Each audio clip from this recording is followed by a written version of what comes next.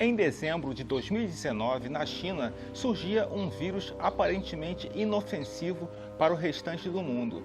Naquele fim de ano, o médico chinês Li Wenlang já alertava para o que seria uma doença mortal. No entanto, autoridades chinesas descartaram as previsões daquele agente de saúde.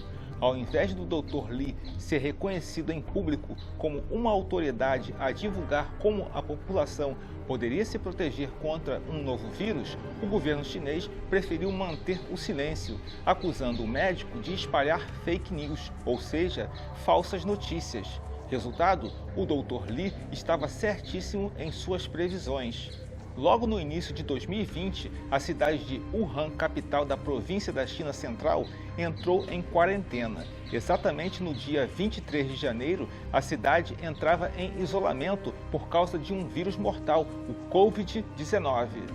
O médico, com especialização em oftalmologia, Li Wenlang, acabou morrendo no dia 6 de fevereiro em decorrência da Covid-19. Era a primeira vítima e profissional com reconhecimento a nível internacional por causa de seus alertas em vão sobre um vírus mortal em nascimento. O governo chinês não teve como negar a existência de um vírus mortal, mas já era tarde. O Covid-19 se espalhou muito rápido, contaminando estrangeiros em trânsito na China, aumentando a penetração do vírus no restante do mundo.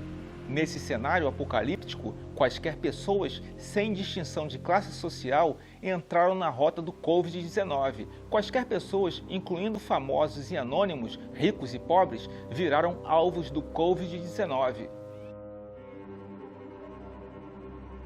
Formado em radiologia, iniciou sua carreira profissional em um hospital infantil em Guayaquil, no Equador, nos fins dos anos 1990. Lá, começou a fazer graça para entreter as crianças doentes e, nisso, descobriu uma nova paixão. Giovanni então criou um personagem, o palhaço Copito, que usava ternos de cores vivas, luvas brancas e o rosto pintado. Virou protagonista de festas de fim de ano nos hospitais e logo foi buscar também outros palcos. Montou um show com assistentes, mágicos e música e passou a animar aniversários, festas infantis e a fazer apresentações pelo Equador.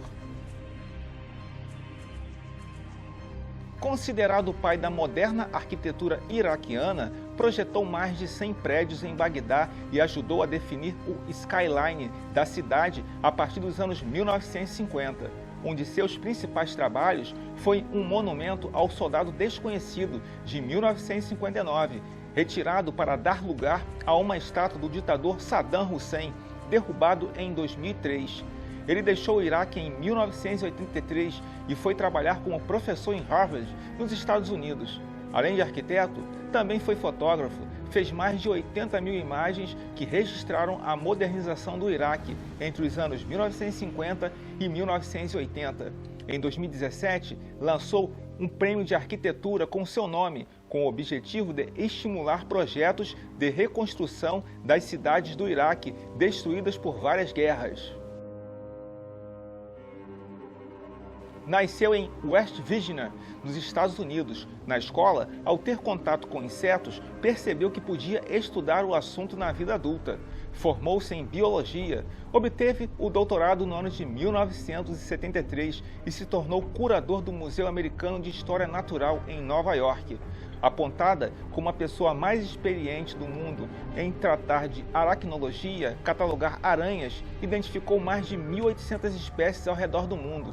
É autor de diversos estudos que revisam classificações anteriores e tendo montado um site, o World Spide Catalog, para reunir tudo sobre aracnídeos.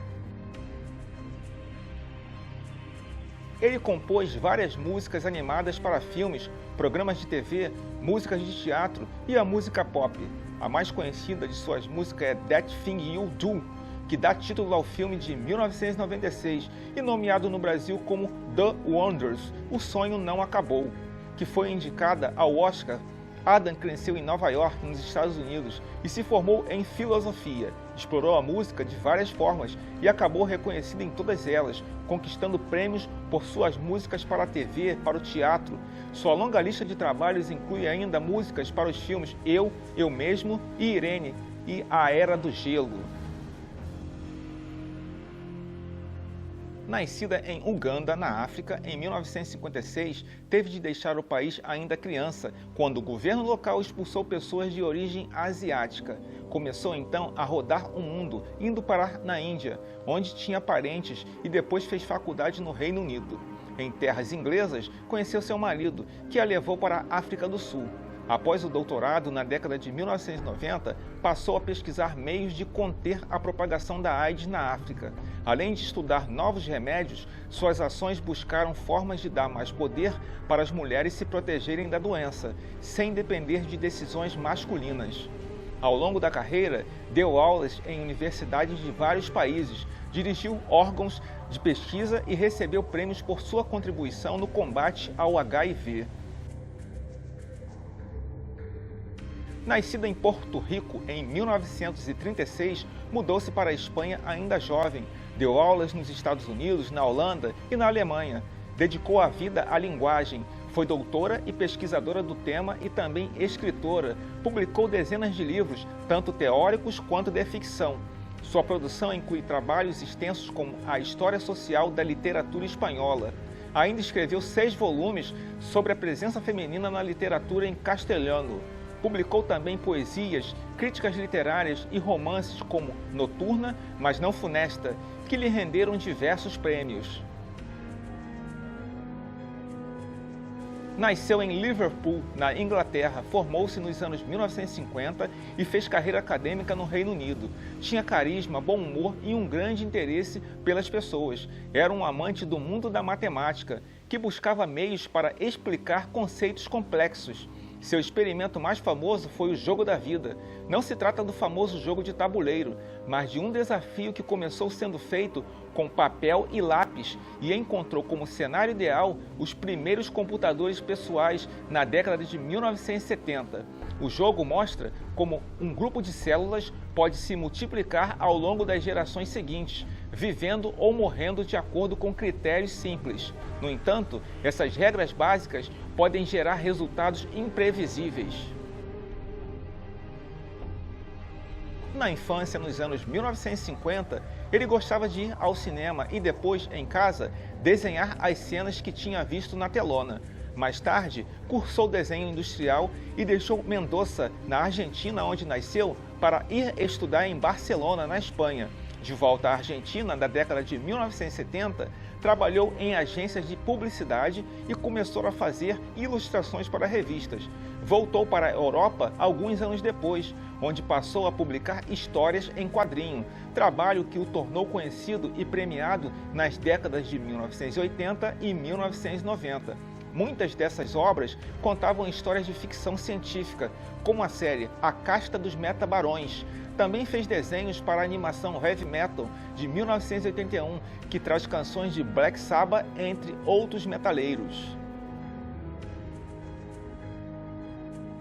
Leila nasceu na Tunísia, país situado no norte da África, em uma família rica, e era filha de um advogado e de uma ativista pelos direitos das mulheres.